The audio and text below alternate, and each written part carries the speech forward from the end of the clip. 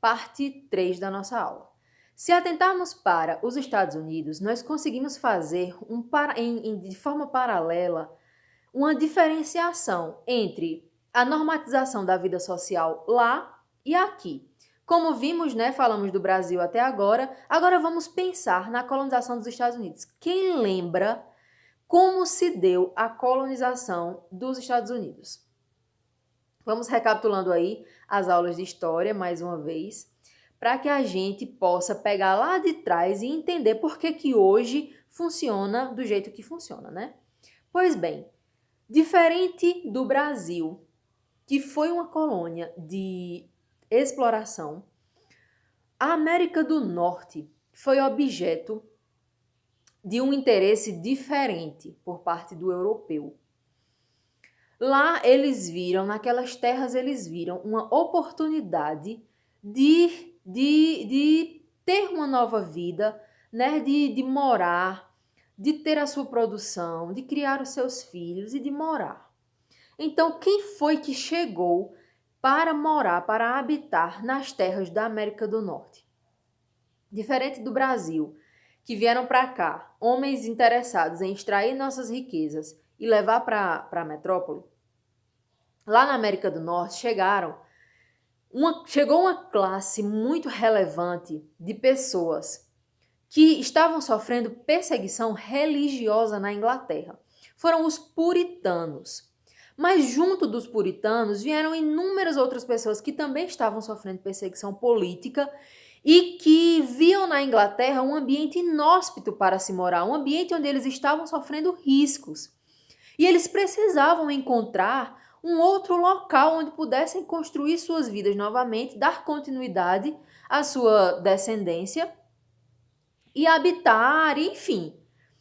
Essas pessoas chegaram na América do Norte com essa intenção, especialmente os puritanos, né, que estavam sofrendo perseguição religiosa lá, foram expulsos da Inglaterra por não concordarem com as ideias de vinculação da igreja ao Estado, bem como das ideias da igreja anglicana, ainda muito atrelada à igreja católica romana, e por tentar se desvincular disso, né, os puritanos passaram a sofrer inúmeras perseguições. E aí vieram morar no Brasil, mas no Brasil não, habitar a América do Norte, especialmente a região das 13 colônias.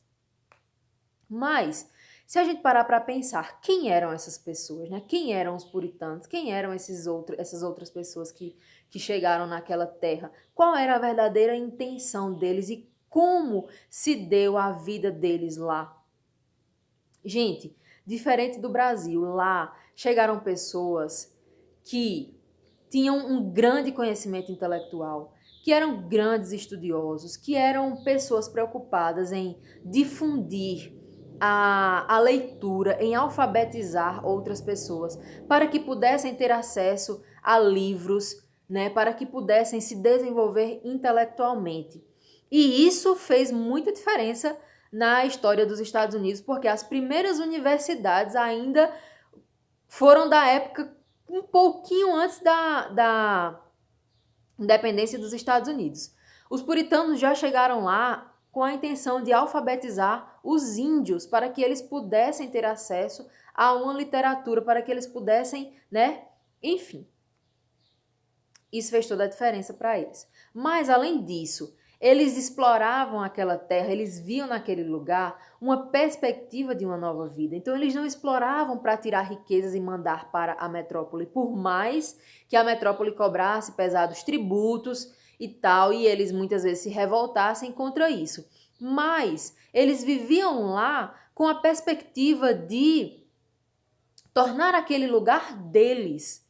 Eles não queriam destruir, eles não queriam desbravar, eles queriam explorar, mas de forma que aquilo se tornasse cada vez mais produtivo para satisfazer as necessidades deles, uma vez que eles não tinham a intenção de sair dali, muito pelo contrário, eles tinham a intenção de fazer daquele lugar um novo lugar para que eles pudessem viver, certo?